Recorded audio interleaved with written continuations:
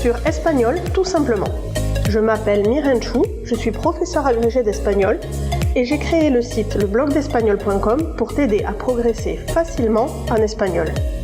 Si tu es à la recherche de ressources, d'astuces et de stratégies pour simplifier ton apprentissage et accélérer tes résultats, tu es au bon endroit. Dans ce podcast, je partage avec toi des outils précis et concrets pour t'aider à atteindre tes objectifs en espagnol dans la joie et la bonne humeur. Alors, installe-toi confortablement et c'est parti pour l'épisode du jour.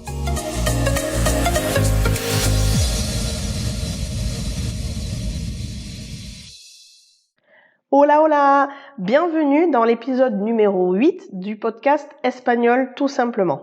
Je suis encore une fois ravie de t'accueillir par ici, d'autant plus que cette semaine, on s'attaque à l'une des difficultés majeures pour les francophones qui apprennent l'espagnol. Que tu sois débutant ou plus avancé, je suis prête à parier que tu as déjà eu un doute sur la traduction de por et para. Eh bien, c'est ce qu'on va voir ensemble cette semaine, comment choisir entre ces deux petits mots.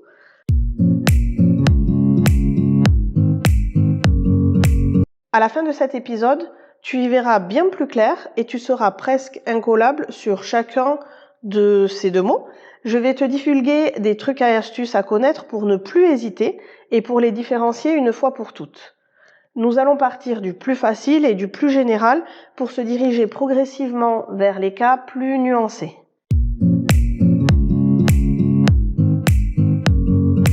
Si jamais tu as encore quelques doutes ou si tu as besoin de voir les choses par écrit pour les mémoriser, je mets à ta disposition sur le blog, tu trouveras le lien dans les notes de cet épisode, à la fois des exercices pratiques pour t'entraîner et aussi une infographie que tu peux télécharger totalement gratuitement au pied de l'article associé à cet épisode de podcast. Ça te permettra d'éclaircir en un coup d'œil les principaux usages de chacune de ces deux prépositions et de ne plus avoir de doute au moment de choisir entre por et para. Alors, installe-toi confortablement, ajuste tes écouteurs et on embarque ensemble à la découverte des nuances entre por et para. C'est parti! On commence avec une première astuce qui va, à elle seule, te proposer la solution à un bon nombre de situations rencontrées dans la vie quotidienne. La première chose à savoir, c'est que la préposition par, française, sera le plus fréquemment traduite par por en espagnol. Et la préposition pour sera traduite par para. Attention toutefois, il s'agit ici d'une petite astuce fréquente, mais pas automatique. Ça marche pas à chaque fois, sinon ce serait beaucoup trop facile. Par contre, pour s'en souvenir, c'est très simple. Il suffit de compter le nombre de lettres de chaque préposition et de faire correspondre celles qui vont ensemble. Por et par ont tous les deux 3 lettres, para et pour ont tous les deux 4 lettres. Cette astuce étant posée, on va rentrer dans des choses plus rationnelles et plus techniques et on va commencer par les notions auxquelles renvoie chacune de ces prépositions.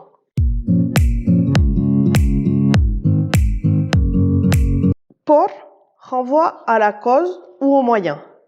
Para, au contraire, sert à exprimer le but et la finalité. En clair, mentalement, ces deux prépositions sont des notions complètement opposées.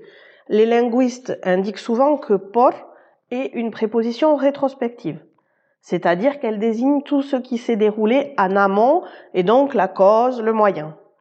Para, au contraire, est une préposition prospective, elle va vers l'avant et nous indique le but, la destination et la finalité. Petite astuce pour choisir entre les deux.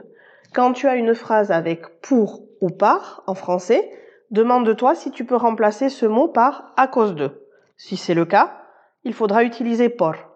Sinon, essaie de remplacer par dans le but de avec la finalité de à destination de. Si ça fonctionne, c'est que tu dois utiliser para.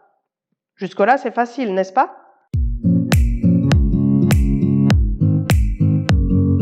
Malgré tout, cela ne suffit pas pour maîtriser complètement les différences entre por et para. Mais pas de panique, tu es au bon endroit.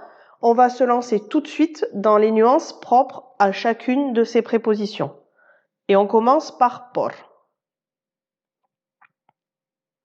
Comme on vient de le dire, généralement la préposition por exprime la cause. Voyons quelques exemples. Por falta de trabajo, suspendió el examen. Il a raté son examen à cause de son manque de travail. Este artista es famoso por sus pinturas. Cet artiste est connu pour ses peintures. Attention, on ne peut pas toujours traduire par pour en français. Ainsi, il faudra souvent retranscrire la cause d'une autre manière, par exemple à cause de tout simplement. Dans la phrase se canceló la carrera por el mal tiempo, il faudra traduire par la course a été annulée à cause du mauvais temps. Je pense que j'ai suffisamment insisté pour que tu comprennes que la notion principale associée à la préposition por, c'est la cause. Pour autant, chaque préposition a plusieurs valeurs, peut être rattachée à plusieurs notions et notamment toutes les prépositions ont des valeurs spatiales. Donc, quels sont les usages de por dans l'espace? On l'utilisera dans deux cas. D'abord, pour décrire le mouvement au sein d'un espace. On parle d'un espace bien défini, on ne sort pas de cet espace, mais on fait un mouvement à l'intérieur. L'exemple type, c'est me pasé por el parque. Je me suis baladé dans le parc. Ou alors, se manifiestan por la calle. Ils manifestent dans la rue. Por a aussi une autre valeur dans l'espace, c'est la transition ou l'espace de passage. C'est le fameux pas dont on parlait au tout début de ce podcast. Par exemple, je peux dire El tren pasa por Madrid para ir a Sevilla. Le train passe par Madrid pour aller à Séville. Por apparaît aussi dans des expressions spatiales. Par exemple, pour dire par ici, par là, on dira por allí, por aquí, por allá. Par exemple, por allí no se puede pasar. On ne peut pas passer par ici. La plupart des prépositions ont aussi une valeur temporelle et à ce titre, por ne fait pas exception. Cette préposition, elle est utilisée pour exprimer la périodicité. On dira ainsi voy a la piscina 3 veces por semana. Je vais à la piscine 3 fois par semaine. Ou leo este blog d'espagnol una vez por semana. Je lis ce blog d'espagnol une fois par semaine. Por est aussi utilisé dans des expressions temporelles de période. On dira por un momento, pendant un moment, pendant un instant, por el momento, pour le moment, et dans les expressions où nous, en français, on n'utilisera pas de préposition, quand on dit le matin, l'après-midi, le soir, la nuit, en espagnol, il faudra utiliser la préposition por. On dira ainsi por la mañana, por la tarde, por la noche.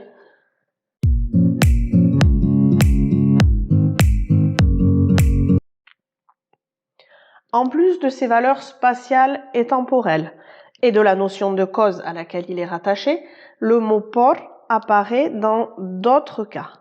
Il est notamment rattaché au verbe de sentiment. Chaque fois qu'on va évoquer le destinataire de sentiments que l'on ressent ou que l'on exprime, on va introduire la préposition por. Par exemple, siento algo por él. Je ressens quelque chose pour lui. Miguel siente odio por Pedro. Miguel ressent de la haine pour Pedro. Por est aussi associé à la valeur d'échange. En effet, il remplace notre contre français.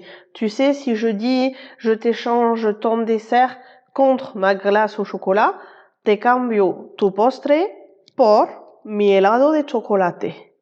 Quand on troque un objet contre un autre, on va donc utiliser por. Et ce sera aussi valable pour le prix, puisque le prix, finalement, c'est l'échange d'une somme d'argent contre ce que je vais acheter. Ainsi, on dira « Compré esta camiseta por 15 euros ». J'ai acheté ce t-shirt pour 15 euros. C'est aussi por qu'on va utiliser pour traduire le par dans le complément d'agent de la voix passive. Ne fuis pas face au jargon grammatical, c'est très simple. La voix passive, c'est, tu sais, le fameux la souris est mangée par le chat. Ce par, le chat, qui a une valeur de complément d'agent en français, va être traduit par por en espagnol. Par exemple, el ratón es comido por el gato. Ça marche dans toutes les voix passives. Si je te dis la casa fue construida por 5 obreros, la maison a été construite par 5 ouvriers. Ça marchera à chaque fois. Si on l'associe à des verbes de mouvement, la préposition por signifie aller chercher, aller récupérer. Par exemple, voy a por pan, je vais chercher du pain. Ou alors, si je veux dire à quelqu'un ce soir je passe te chercher chez toi, on peut dire esta noche paso a por ti a las 7. Ce soir je viens te chercher à 7 heures. Voilà, je vais m'arrêter là pour la préposition por, mais je pense qu'on a fait un bon tour d'horizon des emplois les plus fréquents de cette préposition.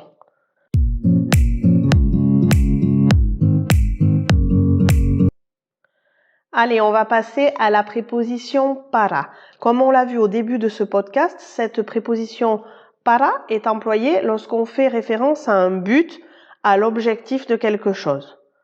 Par exemple, estudio para tener un buen trabajo luego. J'étudie pour, dans le but de, avoir un bon travail plus tard.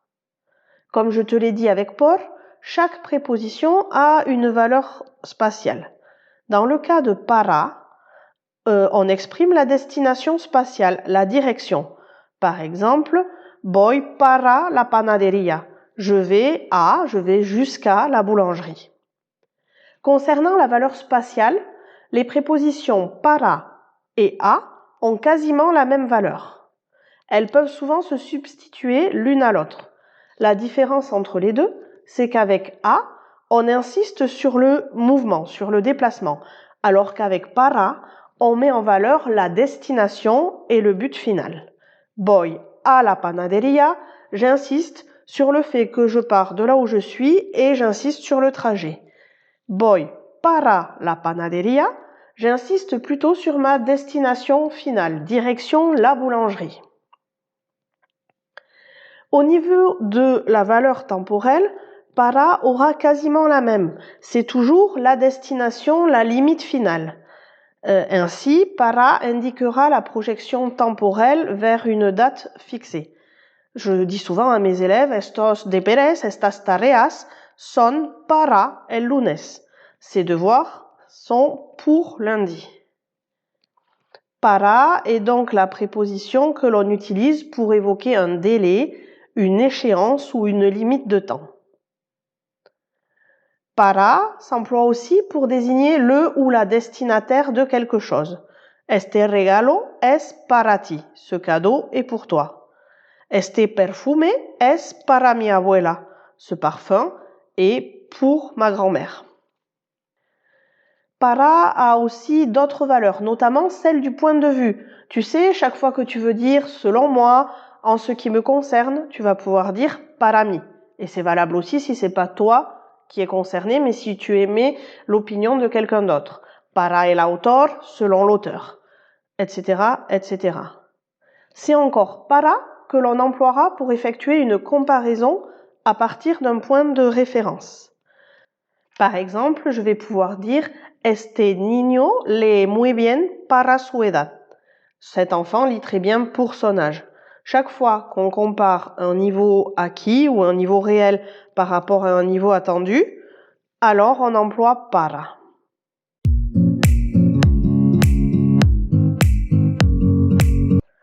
Voilà, je pense qu'on a fait un bon tour de ces deux prépositions, por et para, et que maintenant, dans la plupart des cas, tu sauras comment choisir ou comment mener ta réflexion pour choisir la bonne préposition. Bien évidemment, je ne peux pas être totalement exhaustive et il restera notamment ce qu'on appelle les valeurs idiomatiques des prépositions, celles qui sont spécifiques à la langue et qu'il faut apprendre par cœur, expression par expression ou verbe par verbe, puisque associées à certains verbes, les prépositions peuvent en changer le sens. Mais globalement, je pense qu'on a fait ensemble un bon tour d'horizon des valeurs principales de ces deux prépositions et que quand tu seras confronté au choix entre por et para, tu sauras rapidement t'en dépatouiller et trouver la bonne solution. Si tu veux vérifier ça, je t'invite à te rendre sur la page de blog associée à ce podcast. Je te mets le lien dans les notes de l'épisode et tu y trouveras 2 exercices, l'un pour choisir la bonne préposition et l'autre pour choisir la bonne préposition tout en démontrant que tu as compris le sens qu'il y avait derrière et la valeur que celle-ci représente. Si tu as envie de pouvoir résumer les usages qu'on a vus en un seul coup d'œil, n'hésite pas à télécharger l'infographie gratuite que je te propose au pied de l'article associé à cet épisode de podcast.